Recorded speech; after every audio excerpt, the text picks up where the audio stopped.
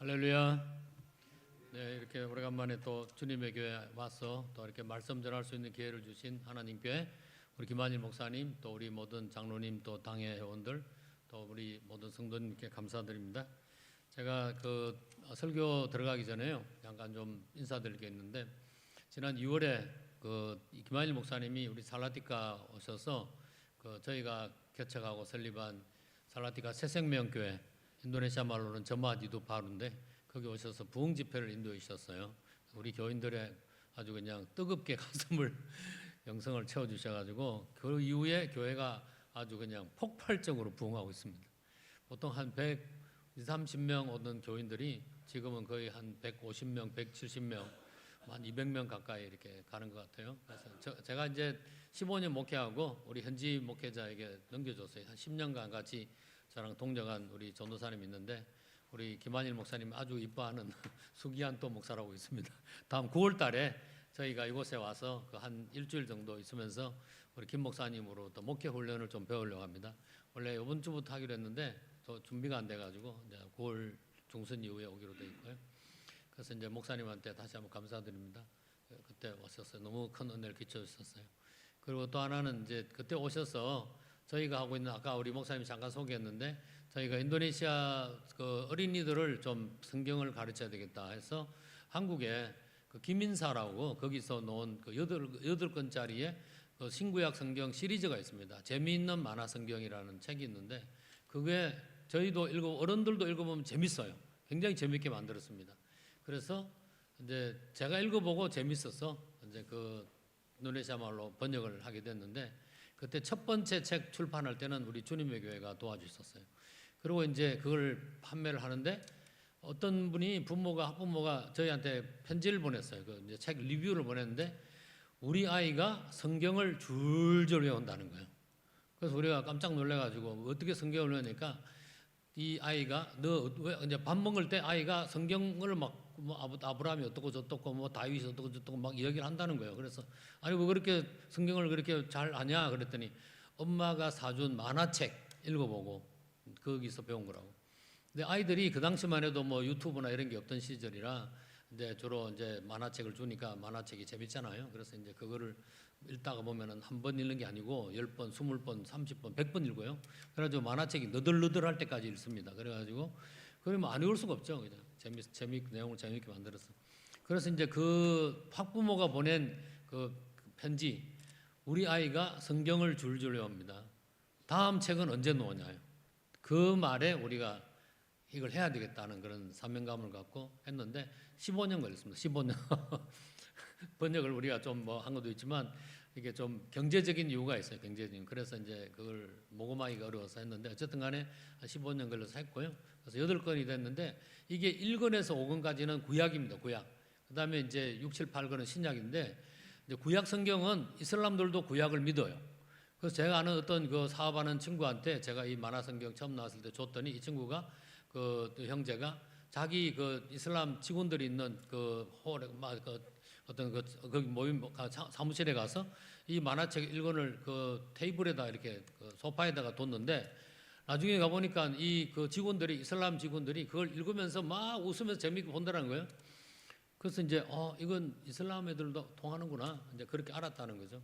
그래서 혹시 뭐 여러분들한테 이슬람 우리 직원들 있으면은 혹시 전도하는, 아까 우리 목사님 뭐 전도지도 보내셨는데 이 만화 성경도 그 구약 성경 쪽은 전도하는 데 도움이 됩니다. 그래서 이번에 우리 주님의 교회에서, 제가 장황해서 말씀드려 죄송하고요, 주님의 교회에서 그 김할 목사님 그때 오셔가지고 그 주님의 교회에서 후원하는 선교사님들이 섬기는 교회에 한 50개 정도 교회가 있는데 한 교회당 2세트씩 보냈으면 좋겠다고 제가 그렇게 말씀드렸더니 목사님이 그렇게 하자고 해서 100세트를 주님의 교회에서 구입해 주셨어요. 그래서 우리가 다 발송해 주고 했는데, 그 책들이 이제 그 현지인 아이들 또 어른들도 보면 재밌어요. 재밌었기 때문에 잘 도움이 될 거라고 생각해서 저희가 보급하고 있습니다.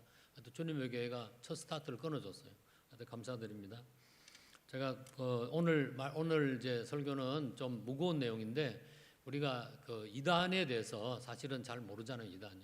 뭐 어떤 이단이 있다 하는 건 알겠지만 그 이단들이 어떻게 자기들의 교리를 이렇게 포교하고 사람들을 미혹하는가에 대해서는 사실은 잘 몰라요, 우리도. 저희도 뭐 성경을 가르치지만 한국의 이단이나 이런 기단들에 대한 거를 뭐 굳이 공부를 그렇게 별로 하고 싶지는 않아서 안 하는데, 워낙 인도네시아에 있는 교인들을, 기독교인들을 막 자꾸 미혹시키니까 어쩔 수 없이 저도 이제 공부를 하게 됐습니다. 공부를 하게 됐는데, 뭐 그렇다고 이제 뭐 많이 아는 건 아니고요. 그래서 저도 좀 이렇게 배워서 하는 건데, 이제 내용을 저희가 원래 강의용으로 만든 내용인데, 이거를 설교, 우리 김 목사님이 이제 평일날이나 또 주일 오후에 하면은 많이 안 모인다고, 그래서 주일 예배 때 해줬으면 좋겠다고, 그래서 이거를 설교화 했습니다. 설교화. 그러다 보니까 내용이 조금 뒤죽박죽 돼 있는데 좀 이해해 주시고요. 여기 보시면서 좀 제가 김 목사님한테 파일을 드리고 또 자료를 넘겨드릴 건데, 나중에 저는 배가 바라기는 우리 김 목사님이 더 잘 배우셔서 좀 잘 해줬으면 좋겠습니다. 기도하겠습니다. 하나님 아버지, 은혜를 감사합니다. 오늘 주일 예배에 와서 우리가 하나님의 말씀을 공부하고 배울 때 특별히 성경 가운데 있는 그 대적자를 대적하는 그런 하나님의 말씀을 우리가 기억하고, 우리 그것을 잘 배워서 우리 가족, 우리 본인이나 또 우리 가족들, 우리 교회 성도님들이, 또 우리 인도네시아에 있는 자카르타에 있는 한인들, 또 인도네시아 현지인들이 그 이단들의 꾀임에 넘어가지 않고 올바르게 신앙생활을 잘할 수 있도록 주여 우리를 도와주시기를 간절히 바랍니다. 부족한 종을 사용해 주시고, 악한 영이 이 가운데 우리를 괴롭히면 주님 쫓아주시고, 오직 성령께서 하나님만이, 우리 예수님만이 영광 받을 수 있도록 도와주시옵고, 부족한 종의 입술을 붙들어 주시기를 간절히 바라옵나이다. 모든 영광 주님께 드리며 예수님의 이름으로 기도하였습니다. 아멘. 아까 좀 전에 성경 말씀은 우리 목사님 읽으셔서 제가 생략하고요. 이제 우리가 대적자를 대적하기 위해서 몇 가지 단계가 있는데요. 첫 번째는 대적자가 누구인지 분명히 알아야 된다는 겁니다. 내가 상대하는 그 사람이 누군가를 알아야 돼요. 이거는 우리가 이단뿐만 아니라 우리가 전도할 때나 선교할 때나 비즈니스를 할 때도 마찬가지죠. 내가 만나는 사람이 누군가를 알아야 됩니다. 그죠? 그래서 이제 손자병법에 적을 알고 나를 알면 백전불패, 100번 싸워서 지지 않는다, 이 말을 손자가 했는데, 그래서 우리가 적을 아는 것이 굉장히 중요하다는 거죠. 대적자를 알아야 됩니다. 지금 이제 우리 성경을 보면은 예수님께서 대적자를 상대하죠. 바리새인과 서기관들입니다. 바리새인과 서기관들은 성경을 아는 자들입니다. 그런데 그 성경을 잘못 알고 있어요. 내용을 잘못 알고 있고 해석을 잘못하고 또 그것을 삶 속에서 잘못 적용하고 있는 사람들입니다. 그래서 예수님이 그들을 꾸짖지 않습니까? 금식에 관해서 뭐 이삭을 먹는 거라든지 뭐 안식일에서 뭐 이게 일을 한다든지 이런 거는 하나님이 창조를 한 원리가 있는데, 그런 창조의 원리는 생각하지 않고 율법만 따지기 때문에 예수님이 그들을 굉장히 심하게 책망하시죠. 이제 이런 잘못된 교리나 잘못된 생각이 본인도 망치지만 자기 가족이나 주변 이웃 사람들, 모든 그 공동체를 망가뜨리는 그런 일을 하기 때문에 우리 예수님께서는 강하게 그들을 질책하신 겁니다. 바르게 믿고 바르게 살아야 된다, 이거죠. 그런데 그건 예수님뿐만 아니라 사도들도 마찬가지죠. 사도 바울이 선교할 때 제일 강하게 바울이 하는 그 가르침을 반대한 자가 누굽니까? 바로 그들은 거짓 선지자, 거짓 교사들이죠. 특별히 바울은 어떤 문제를 봉착하냐면은 그 할례, 그 남자들이 이제 어린 8일 때 유대인들은 난지 8일 만에 남자들은 그 성기 마지막 표피를 이렇게 잘라서 이렇게 어른이 하는데 그걸 할례를 이제 하는 것에 대해서 이제 바울은 뭘 말했냐면은 마음의 할례를 하죠. 마음에. 육체적인 할례가 뭔 소용이 있냐. 그래서 이제 특별히 유대인들이 아닌 그 헬라인들, 그죠? 지금의 이제 뭐라고 그러죠? 유대인이 아닌 자들, 그들에 대해서, 이방인들에 대해서 굳이 너희들이 유대인도 아닌데 굳이 할례를 할 필요가 있냐? 중요한 거는 마음으로 우리가 할례를 받고 예수님을 잘 믿는 게 중요하다. 그렇게 가르쳤어요. 그랬더니 유대인 교사들이 막 들고 일어나가지고 이거 바울 보고 이단이라고 그랬어요. 이단. 진리를 가르치는 자를 이단이라고 말을 했죠. 그래서 결국 이제 바울이 그들과 굉장히 싸우죠. 그 다음에 뭐 요한 사도도 그렇고, 그 다음에 베드로도 그렇고, 많은 사도들이 결국 그들이 복음을 전할 때 강력하게 대적하는 자들이 있는데, 그들이 바로 거짓 교사, 거짓 선지자들이었습니다. 그거는 뭘 말하냐면은 오늘날 우리도 하나님 앞에서 바로 살려고 할 때, 또 복음을 전할 때 우리를 대적하는 자들이 있습니다. 물론 다른 종교가들도 하겠지만 우리 기독교 안에서도 우리를 대적하는 자가 있습니다. 그들이 우리에게 틀렸다고 말해요. 우리는 그들이 틀렸는데 뭐가 틀렸는지 알아야 될 거 아닙니까? 알아야 되니까. 그래서 우리가 이단에 대한 공부를 할 필요가 있다는 것이죠. 지금 인도네시아에 들어와 있는 한국 이단들이 있는데 여러 이단들이 지금 계속 들어오고 있습니다. 들어오는데 이 중에서 세 이단이 가장 심하게 활동하고 있는데 첫 번째는 베레아입니다. 베레 아카데미라고 혹시 들어보셨나 모르겠는데요. 저기 땅그랑 쪽에 우리 어떤 여자 선교사님이 거기 베레아에서 온 분이 있어요. 그래서 책도 많이 번역하고 막 보고하는 운동을 했는데 지금도 활동하는지는 모르겠어요. 한 20년 전부터 활동했는데 그 베레아가 있고요. 그다음에 이제 구원파 박옥수가 이제 구원파는 세 종류의 구원파가 있습니다. 세 종류. 그 중에서 박옥수 구원파가 가장 인도네시아에서 활발하게 활동하고 있습니다. 이 구원파에 대해서 잠깐 말씀드리면요. 여러분 구원 받았습니까? 대답이 없어요. 구원 받았었어요? 언제 구원 받았습니까? 우리 장로님 몇 월 며칠 날 구원 받으셨어요? 아, 예, 이렇게 말하면 정답. 근데 이렇게 말 안 하고 얼버무리잖아요. 언제 받았는지 모르겠는데 나는 예수님 믿어요? 그러면은 구원파의 밥이 됩니다. 당장 공격이 들어와요. 당신 구원 안 받았다고 그래요. 구원받은 사람은 자기가 구원받은 날짜와 그 상황을 확실하게 알고 있어야 된다 이거죠. 그럼 모태신앙이죠. 모태신앙. 어릴 때부터 태어난 사람은 집에서 부모님에 의해서 이렇게 신앙생활을 했기 때문에 구원받은지에 대해서 분명하지가 않아요. 그래서 우리 교회 나와서 뭐 입교를 한다든지 세례를 받는다든지 그럴 때 그 날짜를 구원받는 날짜로 딱 적어 놓으셔야 돼요. 성경에다가 내 생일, 그죠? 생일은 뭐 저는 이제 1956년 몇 월 며칠 제 생일인데 적고 그다음에 구원받은 날 딱 적어야 돼요. 그러면은 이 구원파가 우리를 괴롭히지 않아요. 받은 날짜를 모를 때 구원파가 집요하게 우리를 괴롭힙니다. 이거 하나 문제가 여기 있어요. 하나는 있고 또 하나는 뭐냐면은 왜 구원파를 우리가 이단이라고 말하냐면은 구원받은 날짜를 모를 때 이게 문제 삼는 거 있고 그다음에 또 하나는 구원받은 사람은 구원받고 난 뒤에 하는 모든 행동은 하나님이 용서해 주신다고 해요. 여러분이 도둑질 했어요. 도둑질. 구원받기 전에 도둑질하면 그거는 지옥 갑니다. 근데 구원받고 난 뒤에 도둑질하면 지옥 안 가요. 천국 갑니다. 왜? 구원받았잖아요. 구원받았다는 것은 내가 천국 가는 보정수표 티켓을 받았기 때문에 상관없습니다. 구원받고 난 뒤에 어떤 활동을 하든 상관없다. 이게 문제라는 거죠. 성경은 구원에 대해서 뭐라고 합니까? 세 가지 구원을 말합니다.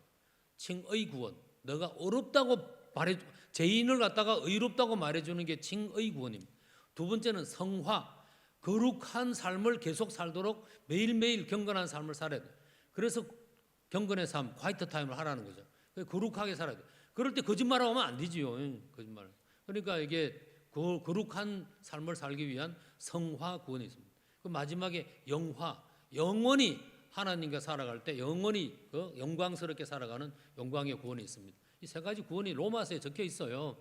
그런데 이 구원파 사람들은 하나밖에 몰라요. 칭의 구원. 그러니까 칭의 구원을 받았으면 그 다음은 뭐 아무리 상관없다 이거죠. 근데 그게 사람을 망가뜨려요. 그래서 올바르지 않은 신앙 교리를 가지면요, 자기도 망가뜨리고 가족도 망가뜨립니다.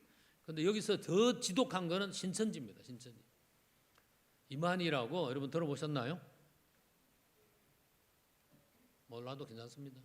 오늘 들으시면 돼요. 신천지에 관한 질문이 있는데 이제 손들기 한번 하겠습니다. 손들기. 신천지에 관해서 들은 바는 있는데 신천지 교인들을 만난 적은 없다. 손 들으세요. 네, 대부분이 만난 적이 없어요. 두 번째는 유혹 또는 무료 성경 공부에 초청받은 적이 있다. 한국에서. 계시네요, 한 분요. 한국에서 그랬어요? 여기 있어요. 한국 계실 때 목사님 한 분 계세요. 오전에는 한 분도 없었는데 2부에 보니까 한 분 계시네. 아이고 조심하셔야 하는데. 세 번째는 가족 중에 신천지 교인이 있다. 한 분 계시네요 여기요. 2부가 좀 다르네요 목사님. 네 번째는 신천지에 있다가 나왔다. 없네, 아무도 없네. 나는 신천지 교인이다. 고백하세요, 고백. 아까 우리 가족 중에 있다고 하셨는데 본인은 아니세요? 혹시 있다 온 거 아니에요? 혹시 저 신천지에 오셨어요? 아니, 다행이다. 목사님 그래도 확인하셔요. 대별 면담. 왜냐하면은 신천지는 진짜 아주 지독한 그런 사이비 이단입니다. 사이비 이단. 이단과 사이비가 달라요. 이단은 좀 끝이 좀 잘못된 거고, 사이비는 이거는 사기꾼입니다. 사기꾼. 근데 신천지는 이단 사이비예요. 사이비. 그래서 우리가 조심해야 된다는 거죠. 자, 이단 제가 이게 전라도 광주에 있는 윤수봉 그 소장님이 보내준 이 공부, 제가 그분한테서 공부를 했는데, 신천지에 공부를 했는데, 그분이 저한테 이 자료를 다 공유해 줬어요. 그래서 제가 받아서 그걸 이제 편집해서 알려드리는데, 이게 조금 약간 좀 원래 그 강의용인데 이걸 설교하다 보니 약간 좀 뒤죽박죽이니까 이해해 주면 있어요. 이단 예방 세미나에서 이단으로부터의 피해를 입지 않으려면 이단에 대한 정보를 알아야 됩니다. 이단이 뭔가 알아야 됩니다. 그다음에 두 번째는 이단 교리의 반정 실력이 있습니다. 이단 교리를 알았어요. 그러면 그 이단이 틀렸다는 것을 내가 말해줄 수 있어야 됩니다. 이단이 잘못됐다고 알고만 있고 그걸 반론을 제기할 수 있는 그런 실력을 쌓지 않으면 오히려 그들한테 당합니다.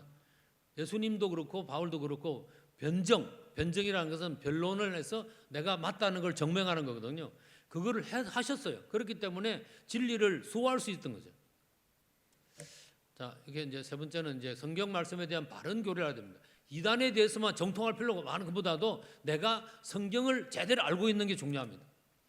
제가 뭐 이거는 뭐 어떤 분한테 들었는데 뭐 사실인지 아닌지 확실하진 않은데, 그 미국 조폐공사에서 그 이 달러 있잖아요. 달러가 위조 달러가 많으니까 그 이제 그 감별사를 훈련하는데, 위조 달러를 감별하는 방법 중에 하나가 뭐냐면은 진짜 달러를 가지고 계속 보게 한대요. 계속 진짜 달러를 관찰합니다. 그래서 이거는 색깔이 어떻고 종이질이 어떻고 막 계속 보게. 가짜를 보여주는 게 아니고 진짜를 보여줘요. 진짜를 보여주고 막 계속 거기에 대해서 맨날 며칠 몇 달을 계속 그 진짜를 공부하는 거예요. 진짜를 계속해서 몇 달간 진짜 달러를 공부하면요, 가짜 달러를 딱 갖다 대면 보는 순간 안 돼요. 가짜다. 우리가 이 성경 교리를 제대로 알고 있으면은 가짜가 오면은 바로 물리칠 수 있습니다. 근데 왜 이단들이 와서 우리를 유혹할 때 그걸 반론을 못 제기하고 넘어가냐? 진짜를 모르기 때문에. 진짜 여러분들이 이 성경 공부를 정말로 잘 하셔야 된다는 이유가 여기 있습니다. 신천지의 실체를 좀 보겠습니다. 신천지는 신천지 예수교 정거장막 성전이라고 합니다. 이게 신천지의 본 이름이에요. 신천지는 그냥 줄여서 하는 말이고 실제로는 저게 신천지를 대표하는 말입니다. 이 겁나게 많이 모여요. 겁나게. 지금 1984년에 여기 보면인데, 저기 보면은 맨 마지막에 이만이라고 되어 있죠. 거기 1984년에 신천지가 세워집니다. 신천지가 세워질 때 여기 맨 위에 보면은 박태선이라고 있죠. 박태선은 종교 사기꾼입니다. 제가 이 사람들에 대해서 목사라고 이름을 안 붙일 테니까 좀 이해를 해주세요. 사기꾼들한테 목사라고 말하고 싶지 않아요. 이 박태선은 종교 사기꾼입니다. 이 자기가 발 씻은 물을 성수라 해가지고 거룩한 물이라 해서 사람들한테 돈 주고 팔았어요. 자기 발 씻은 꼬랑내 나는 물을. 그걸 사 먹는 사람이 아주 이상한 거지. 그리고 이 박태선이 있을 때는 엄청나게 많은 엄난한 짓을 했어요. 거기에서 이제 그 다음에 이 김종규는 박태선하고는 상관없는 이단입니다. 그 김종규가 호생기도원이라고 만들어요. 1964년 호생기도원을 만들어서 거기서 이 호생기도원에 들어오는 사람만 구원받는다. 말세에 구원받는 자는 호생기도원에 있는 사람들이다. 이렇게 막 가르쳐요. 그런데 이 김종규도 결국 문제가 된 게 뭐냐면 여자들 문제가 생겨요. 어느 교인이 뭐 문제로 봤더니 그 처녀 둘이랑 자고 있는 게 듣고, 하여튼 그래가지고 이 여자 문제 때문에 결국 여기 있는 사람들이 뛰쳐나와서 유재열이라고 이 사람이 장막 성전을 만듭니다. 이 장막 성전을 만들 때도 이 김종규가 만든 그 이 호생기도원의 그 교리를 그대로 가져와요. 그래서 그 교리의 내용이 뭐냐면은 호생기도원에 들어와 있는 사람은 구원받는다 이거죠. 그럼 장막 성전에 있는 사람이 구원받는다 이렇게 말을 바꿔요. 그 유재열이에요. 그 유재열한테 배운 게 이만희입니다. 이만희는 박태선하고 유재열한테서 이 신앙을 배워요. 그래가지고 이단 교리를 배우는 거죠. 그래서 장막 성전이란 말이 바로 여기서 나오는 겁니다. 유재열이가 한 장막 성전, 이게 이제 신천지 장막 성전이고, 여기 백만봉이라고 있는데 이 사람은 그 유재열 밑에서 떨어져 놓은 사람인데 여기서 또 이만희가 요 세 사람한테 영향을 받아요. 이쪽에 오른쪽에 보면 유인구라고 있는데 유인구는 유재열의 아버지입니다.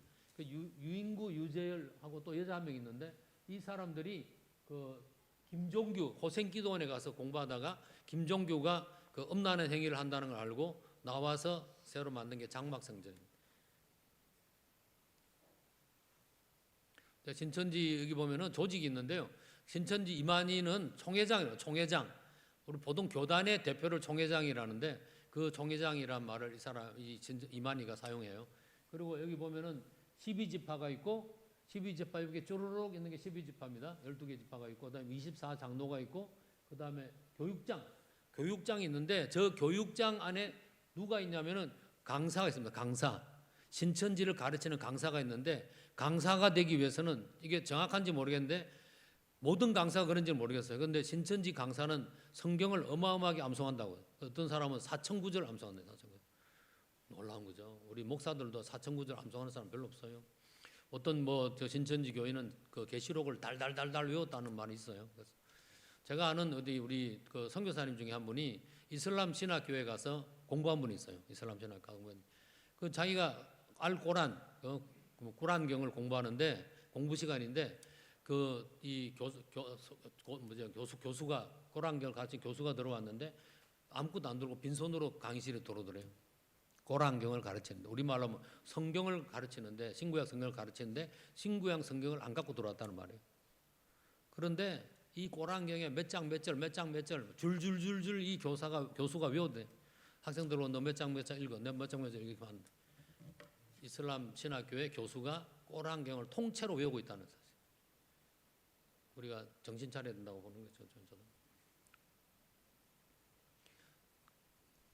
자, 여기 보면 어마어마하게 모여 있죠. 여기 어마어마하게 모여 있는데 이 신천지는 아까 저기 여기 뒤편에 보면은 그 12지파가 있잖아요. 12지파. 이 지파마다 남자들은 이렇게 넥타이를 색깔별로 매야 돼요. 넥타이. 그래서 어느 지파가 색깔을 정했어요. 신천지 이렇게 여러분 이만희 유튜브 같은 거 들어가 보면은 이만희는 노란색 넥타이를 맨다. 노란색. 저도 왜 노란색을 계속 맨날 했어요. 그 나중에 이 신천지 그 지도가 있습니다. 대한민국 지도가 있는데 12지파를 대한민국을 12지파로 나눴는데 그 중에 경기도, 안양, 과천 이쪽이 노란 색깔. 그 지역 사람들이 노란 넥타이를 맸는데 그 이만희도 노란 넥타이를 맨 거죠. 여기 보면은 지금 이 자석이 보면은 쫙 이렇게 앉아 있죠. 이렇게 좀 앞뒤로 이렇게 막 이렇게 줄과 열을 딱 맞추잖아요. 우리 주님의 교회 성도님들은 자유롭게 앉아 계셔요. 자유로운 영혼이셔요. 그래서 줄을 안 맞추셔요. 괜찮아요. 안 맞춰도 돼요. 우리는 이단이 아니니 괜찮아요. 근데 신천지는 이렇게 앉으면 뒷방 욕 먹습니다. 딱 맞춰야 되고 넥타이도 여기 이제 자카르타 같으면 뭐 빨간 넥타이 그러면 다 빨간 넥타이만 매야 돼. 여자들도 흰 옷 입어야 되고 하여튼 뭐 그런 게 있어요. 그런데 저렇게 저를 입고 앉는 이유 중에 하나가 배신자를 색출하기 위한 방법이었어요. 누가 뺐잖아요. 누가 뺐다. 그러면은 거기에 배신자가 앉은 자리. 그럼 그게 누구냐 찾아낸다는 거죠. 하여튼 좀 지독한 놈들이에요. 이게 뭐 성경 공부를 마치면은 모여가지고 수료식을 합니다. 수료식. 그 수료식을 1년에 한 번씩 저렇게 운동장에 전체 모여서 하는데 그때 교세가 얼마나 많은 교세들이 이제 있는데 여기 2024년 10월 30일 이때 그 신천지에 등록된 교인 숫자가 64만 4천 명이에요. 64만. 근데 이 64만 4천 명에는 지금 현재 복음방이나 센터에서 공부하고 있는 사람 포함 안 돼 있어요. 교인으로 등록된 사람이 이렇다는 것이죠. 그러니까 어마어마하게 신천지가 지금 뭐 한 30년 만에 저렇게 급락하게 성장하고 있습니다. 신천지를 잘 알아야 된다는 거죠. 그만큼 우리가 잘 모르고 있어요. 그냥 신천지 이단이다 하는데 사실은 무서운 집단입니다. 제가 어느 그 교회를 갔는데 거기 이제 기도원이에요. 어떤 교회 가는 기도원에 갔어요. 그냥 울산에 있는 어떤 그 빌딩인데 그 2층이 우리 제가 아는 목사님이 하는 기도원이고 교회는 다른 데 있고요. 여기 이제 기도 신의 한 가지 기도원으로 이제 저녁마다 모여서 기도하는 데고 그 3층에 교회가 있는데 이단 교회예요. 이단 교회. 그 올라가는 거기 벽에 뭐라고 보시냐면 신천지 출입 금지. 적어도 이단인데 이단이 이단 보고 들어오지 말라고 붙여놨어요.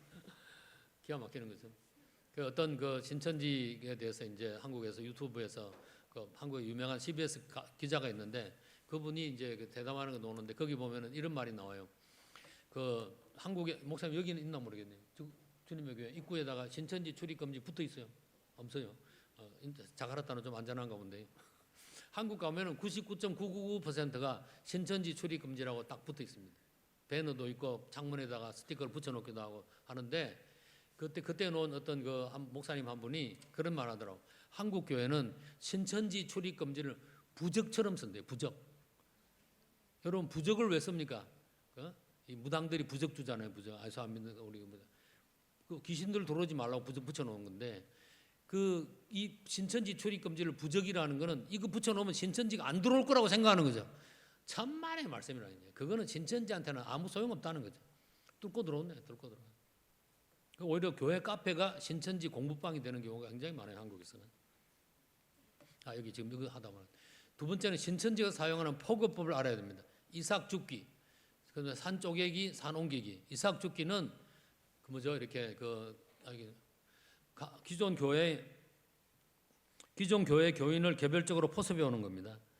산 쪼개기는 교회를 분열시켜 그중 일부를 신천지로 오는 거. 산 옮기기는 교회를 통째로 신천지 집단이 장악해 버리는 거. 이 세 가지 주수 작전 바탕에는 거짓말이 공통적으로 깔려 있습니다. 거짓말하는 걸 이끌어서 모략교리라고 합니다. 모략교리. 이 이삭죽기 하는 방법 중에 하나가 교인을 개별적으로 포교해서 자기들 신천지로 데려오는 방법 중에 섭외라는 게 있어요. 섭외. 나중에 이야기할 텐데요. 이 섭외가 있습니다. 섭외. 여기 섭외하는 방법 중에 이제 그 이삭죽기를 하는데 이게 교회 가보면 되게 새벽기도 하잖아요. 한국 교회는 새벽기도 하잖아요. 그럼 새벽기도에 누가 나와요? 교회 좀 열심히 믿는 분이 나옵니다. 열심히.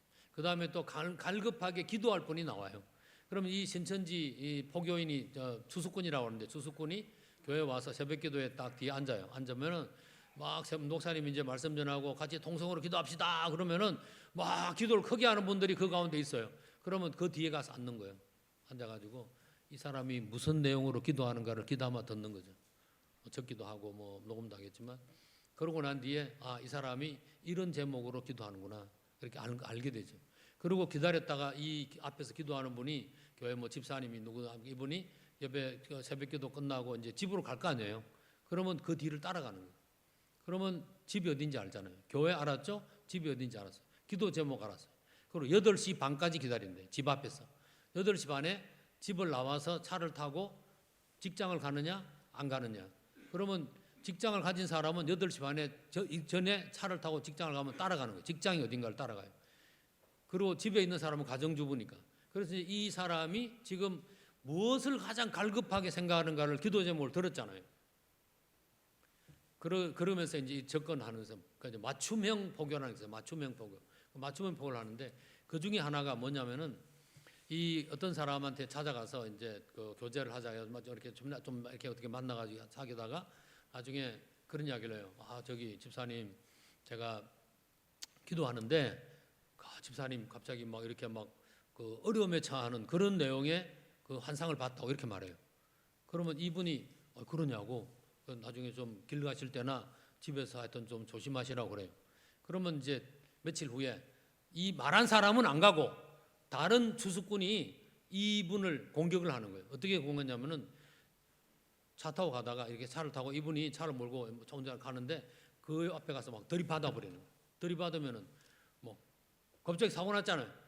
며칠 전에 어떤 사람이 와서 자기한테 길 조심하라고 차 조심하라고 그랬는데 진짜 사고가 났어요. 그러면 그 다음에 이 사람은 나중에 만나게 되면은 백발백중 신천지로 갑니다. 어떤 사람은 집에 가서 도둑질까지 하는 사람이 있어요. 당신 조심하라고 집에 우환이 생길 거라고 이렇게 말해놓고 며칠 후에 낮에 그냥 들어가서 아무도 없을 때 가서 물건을 훔쳐요. 그러면 뭐 이 사람도 백발백중 신천지로 갑니다. 그래서 여러 가지 표고 방법이 있는데 뭐 그런 예가 있어요. 그래서 이삭죽기를 하고 산 쪼개기, 산 옮기기 나중에 다시 말씀드릴게요. 이렇게 이제 섭외를 해서 신천지를 어떻게 신천 수수꾼들이 어떻게 해서든지 이 예수 안 믿는 사람이나 믿는 사람이든 주로 예수 믿는 사람, 교회 다니는 사람을 주로 사람들은 택했어요. 왜냐하면 신천지에서는 교회를 뭐라고 생각하냐면 바벨론이란 바벨론. 여러분들은 바벨론 교회 교인들이 바벨론인들이에요. 지금 신천지 아니니까. 신천지 사람들은 여러분들을 바벨론이라고 합니다. 그래서 이 사람들을 섭외해서 복음방으로 데려가요. 복음방은 이 신천지 교회 바깥에 있습니다. 일반 그 뭐 카페라든지 일반 그런 이런 거 만들어서 이제 공부를 하도록 2, 3개월간 그 교리 공부를 시켜요. 거기서 신천지 교리에 대해서 좀 이렇게 따라오는 사람은 어디로 데려가냐면 센터로 갑니다. 센터가 공동생활하게 만들어요. 많은 한국의 젊은이들이 센터까지 갔다 그러면은 가출합니다. 집에서 가출하거나 직장도 그만두고 이게 센터에서 집중적으로 6개월간 공부해요. 거기서 이제 초등반, 중등반, 고등반 졸업해서 시험을 칩니다. 시험. 신천지를 밝히지 않고 정통교인으로 위장하고 다양한 방법으로 성도를 접근하는 신분을 하는데 교회 밖의 비밀 장소에서 이렇게 둘의 신천지를 이렇게 하는 거죠. 그다음에 두 번째는 전도사 또는 선교사, 기도원 원장, 목사, 사모를 가정한 사람이 가르치고 두 사람 함께 배우고 뭐 처음 배우는 사람처럼 연기를 한다. 이제 이 복음방에 갔어요. 그럼 한 10명이 앉아 있어요. 10명. 그런데 이 처음 간 사람은 자기 생각에 다들 처음 온 줄 알아요. 자기 보고 가자고 한 사람도 나 신천지 가서 뭐 이게 어디가 성경 공부하는데 같이 갈래? 나도 혼자 가려니까 좀 쑥스러워. 같이 갈래? 데려가요. 근데 데려가는 사람도 그렇고 거기 앉아 있는 9명이 누구냐면은 다 주수꾼입니다. 처음 신천지를 배우러 온 사람이 아니에요. 다 이미 복음방 센터 저서 신천지 입교한 사람이 거기 와서 다른 사람을 포섭하기 위해서 앉아 있는 겁니다. 놀라운 전도법이에요. 이게 포교법. 우리 주님의 기도 한번 해보세요. 센터에서 다들 뒤집어집니다. 센터에서 이제 여러 가지 뭐 이렇게 이야기들 있는데 생략하고요. 이거 다 하려면 시간이 없습니다. 이제 여기 그 신천지 입교하기 위해서는 주수꾼 활동을 한번 해야 돼요. 가서 한 명을 전도해서 데려와야 돼요. 그래야지 입교가 가능합니다. 신천지 입교. 이게 참 보통 교회하고 차이점이죠. 보통 교회는 교회 오면은 우리가 뭐 성경을 가르치고 순 모임에 가게 하고 뭐 이렇게 해서 우리가 공동체 생활 하게 하잖아요. 근데 여기는 교회 오기 전에 미리 사람을 다 가르쳐 가지고 이미 신천지에 확고한 신천지 신앙인이 됐다고 생각하는 순간 교회를 들어오게 합니다. 이게 차이점이라는 거죠. 여기죠. 자, 모략 교리에 대해서 한번 좀 신천지의 미혹 교리를 잘 알아야 되는데요. 모략 교리 로마서 3장 7절에 보면은 이제 이 신천지 사람들은 주로 이제 개역 성경을 많이 쓰는데 거기 보면 그러나 나의 거짓말로 하나님의 참되심이 더 풍성하여 그의 영광이 되었으면 어찌 나도 죄인처럼 심판을 받으리요. 이거를 이 구절만 읽으면 이게 문제 있습니다. 그런데 8절에 보면요. 8절을 한번 하여튼 성경을 보면 8절에 보면은 이게 그런 뜻이 아니에요. 여기 제가 표준 세번역을 읽겠습니다. 표준 세번역.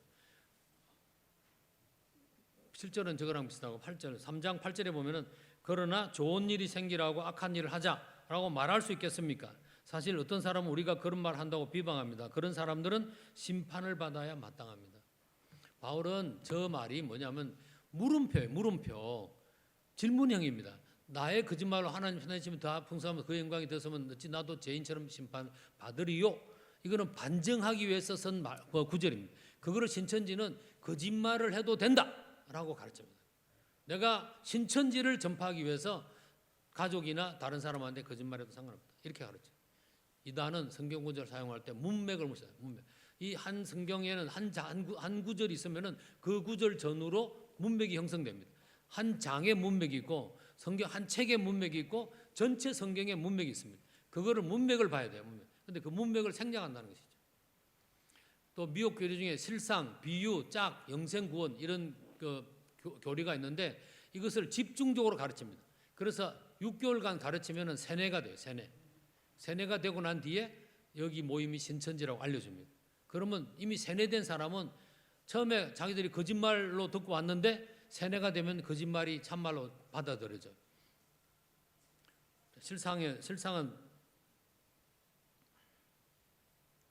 실상이라는 것은 예언이 성취되어 현실 세계에서 실제로 나타났다는 의미이다.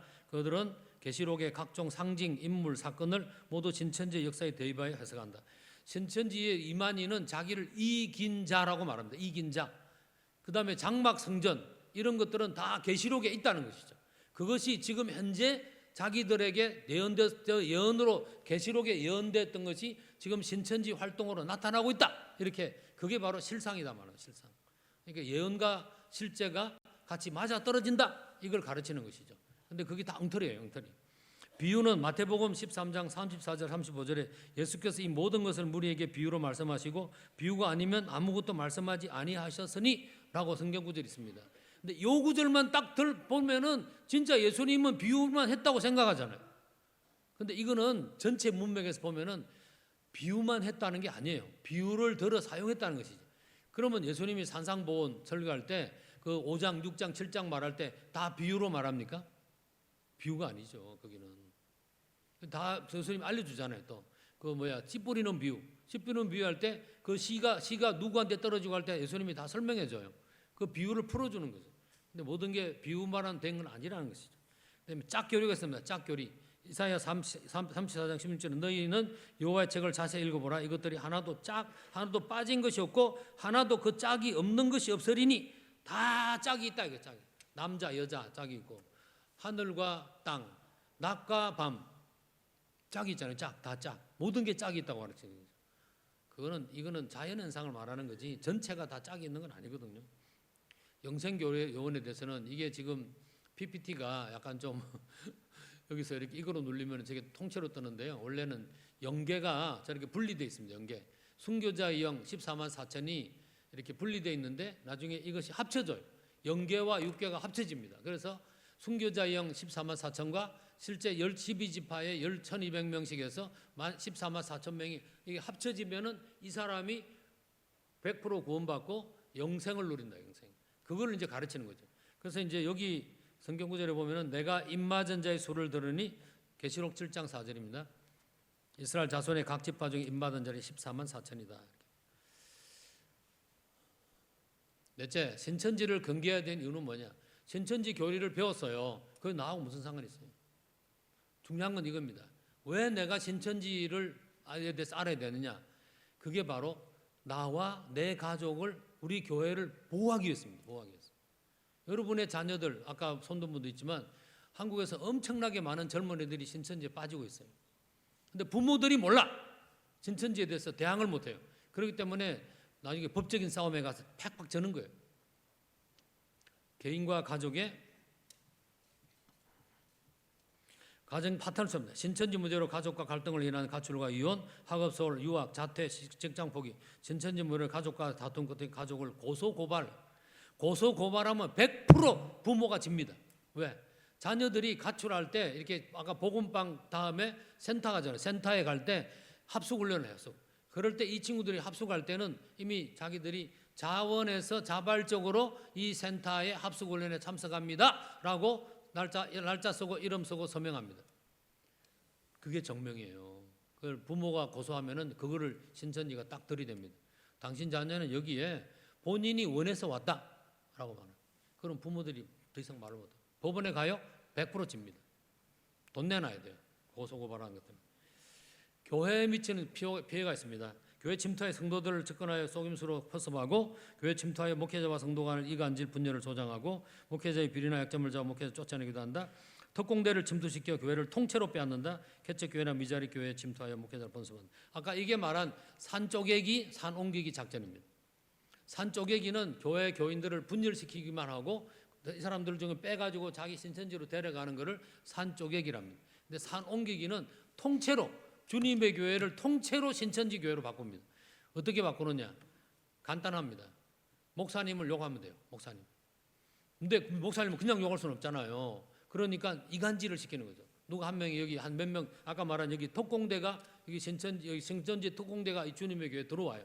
들어와 가지고 처음에 와서 이제 처음에 새신자 뭐 이렇게 왔다 하면 인사하잖아요. 그러면은 뭐 담임 목사님실이나 막 모여서 이렇게 인사할 때 이 신천지 교인이 뭐라고 그러냐면은 주수꾼이죠. 주수꾼 와가지고 목사님 제가 목사님 말씀 듣는데 너무너무 은혜가 됩니다. 저는 목사님 같이 이렇게 말씀 전하는 분은 정말 만난 적이 없습니다. 제가 목사님 식사 대접 좀 하고 있습니다. 그래 말해요. 그럼 웬만하면 목사님들이 처음 온 신자가 자기한테 식사 대접하면 거절 안 하잖아요. 네, 그럼 날짜 잡죠, 날짜. 그래서 식당에 가서 대접을 참 잘해요. 그리고 집에 갈 때 목사님한테 봉투 하나 드립니다. 목사님 이거 교통비 하시라고 드려요. 그래서 목사님하고 관계를 잘 맺어요. 그리고 이 목사님이 교인들 만나면은 이번에 온 교인 중에 새로운 등록한 교인이 정말 아주 신앙이 좋고 믿음이 좋고 막 이렇게 말씀을 해줘요. 그럼 그 다음 단계 이 분이 우리 교회 장로님을 만나러 가요. 만나러 가서 똑같은 방법을 씁니다. 장로님 칭찬하고 식사하자 그러고 뭐 봉투는 안 주겠지만 좌우간 이렇게 교제를 해요. 그러면 이제 이렇게 다니면서 교제를 하는 거죠. 교회 권사님도 교제하고 집사님도 교제하고. 그러면 이제 자기 편이 되는 거죠. 자기 편. 그 다음에 이제 두 번째 작전으로 들어갑니다. 그게 뭐냐면 이간질. 어떻게 이간질을 하느냐. 목사님을 걸고 넘어지면 돼요. 모든 성도님들이 교회 목사님을 존경하고 따르는 건 아닙니다. 그 가운데 어떤 분들은 불만이 있는 분이 있어요. 근데 그런 분들을 대상으로 만나가지고 목사님, 내가 어제 어떤 호텔 갔는데 거기 보니까 목사님이 어떤 여자 신도랑 같이 손잡고 노더라 이렇게 말해요. 그러면 그 교회에 불만이 있는 분은 목사님에 대한 불만이 있는 분은 100% 다 믿습니다. 100%. 그럼 그 다음에 작전이 뭐가 되면 소문을 퍼뜨려요. 그러면 야 우리 교회 담임 목사님 바람났네, 불륜인다 뭐 이렇게 말하죠. 그러면 확인해야 될 거 아니에요. 확인을 안 해요. 그냥 다 믿습니다. 그리고 모여가지고 장로님, 권사님 다 당회의원들 다 친하게 사귀었으니까 모여가지고 회의를 해서 우리 목사님 보냅시다. 좋게 해서 보냅시다. 그런 나버려요. 그리고 새로운 목사님을 초청하는데 이 신천지 특공대가 새로운 목사님을 추천합니다. 누구를 추천해요? 신천지 목사를 추천합니다. 들어오죠. 그러면은 그 다음부터는 다시 새로운 작전을 하는데 그게 뭐냐면 교회 재산을 다 이렇게 옮겨요. 신천지 교회 쪽으로. 그래서 통째로 이 교회를 신천지 교회로 옮기는 그걸 이끌어서 산 옮기기라고 합니다. 여기서 이제 우리가 조심해야 될 게 있는데요. 제가 시간이 많지 않아서 이제 그 시간이 다 돼가지고요. 빨리 끝내고 이런 것들은 나중에 목사님 통해서 배우시고요. 또 뭐 이게 좀 내용이 많습니다. 그래서 이제 좀 지나가겠습니다. 신천지 아까 이만희에 대해서 여기 이만희를 부르는 이 명칭들이에요. 명칭들 엄청나게 좋은 건 다 있어요. 좋은 거는 동방의 의인, 인을맨자, 뭐 두정인, 침묵자, 뭐 참목자, 이긴 자, 뭐 언약의 사자, 뭐 다 좋은 거 다 갖고 있어요. 이런 신천지를 어떻게 사람들 포교하고 들통낫을 어떻게 하느냐 이런 방법들도 여기 적혀 있는데 제가 목사님한테 자료를 다 넣겠습니다. 신천지를 5번 대항하기 위해서 어떻게 해야 되느냐. 오늘 성경 말씀에 그렇죠? 성경 말씀 우리 베드로전서 5장 8절 9절 보면은 너희 대적 마귀가 우는 사자가 집돌이며 참기를 잘나니 그렇잖아요. 근데 이 구절은 5장 1절 2절에서 시작됩니다. 너희 중 장로에게 권하노니 2절에 보면은 하나님의 양무리를 치되 3절에 양무리의 본이 되라 그러죠. 이거는 교회 지도자들에게 예수님이 하신 말씀이에요. 지도자들은 양무리를 치는데 그들의 모범이 되라 그러죠. 그러니까 우리가 항상 거룩한 삶을 유지할 필요가 있고 또 말씀을 잘 배우고 가르칠 필요가 있는 것입니다.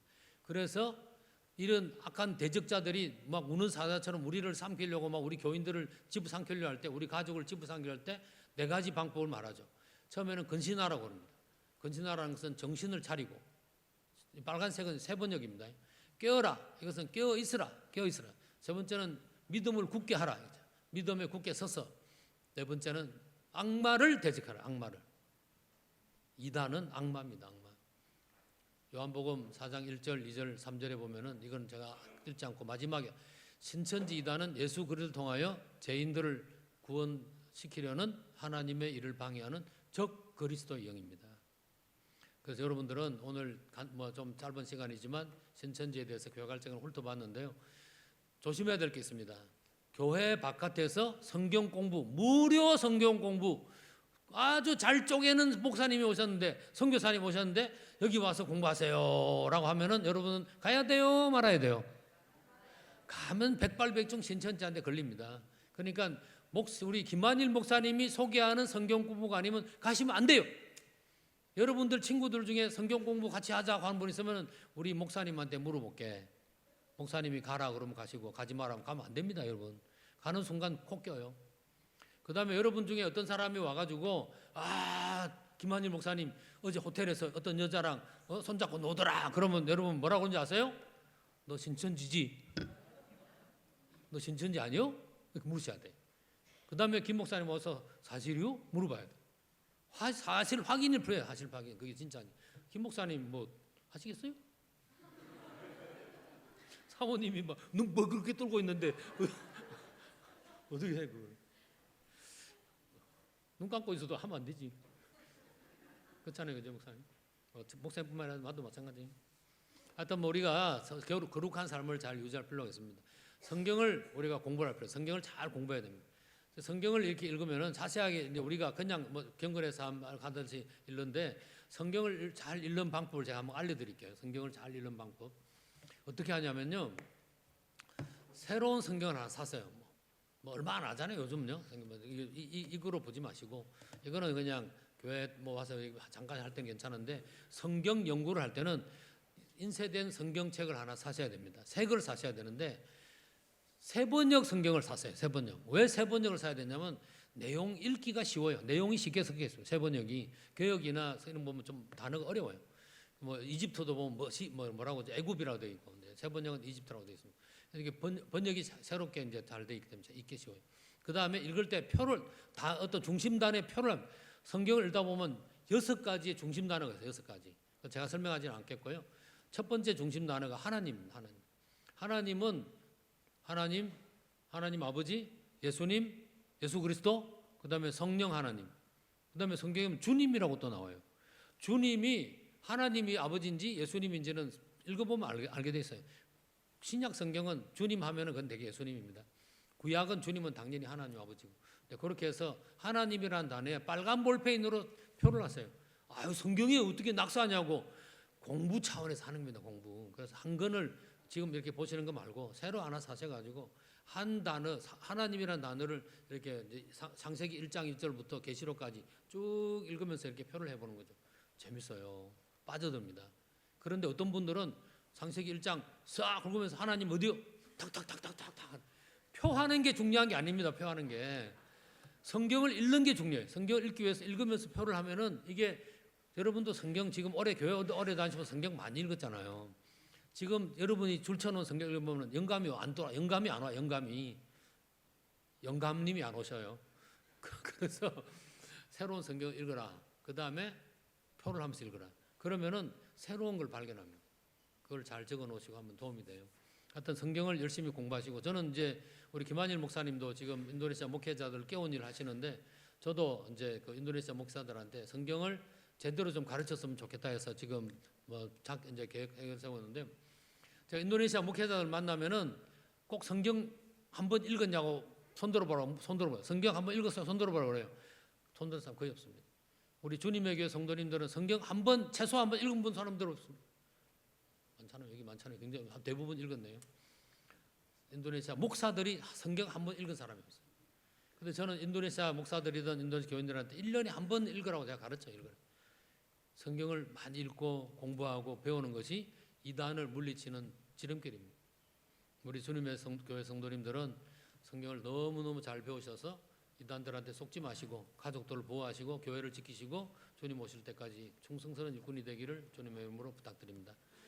기도하겠습니다. 하나님 아버지 감사합니다. 하나님께서 우리 주님의 교회를 통하여서 영광 받아주시고 이 자카르타 땅에 있는 우리 한인 영혼들을 구원하고 또 인도네시아 전역에 있는 현지인들을 구원하는 교회가 되게 도와주시고 주님의 지상 명령 실현하면서 나아갈 때 하나님께서 이 교회 본당에 와서 기도하는 모든 성도님들의 기도를 일일이 응답하셔서 그들의 가정이 잘 되고 사업이 잘 되고 또 개인이 축복받고 건강하고 또 모든 일마다 하나님의 은혜를 경험하는 복된 분들 되게 도와주시옵소서. 예수님의 이름으로 감사하며 기도하였습니다.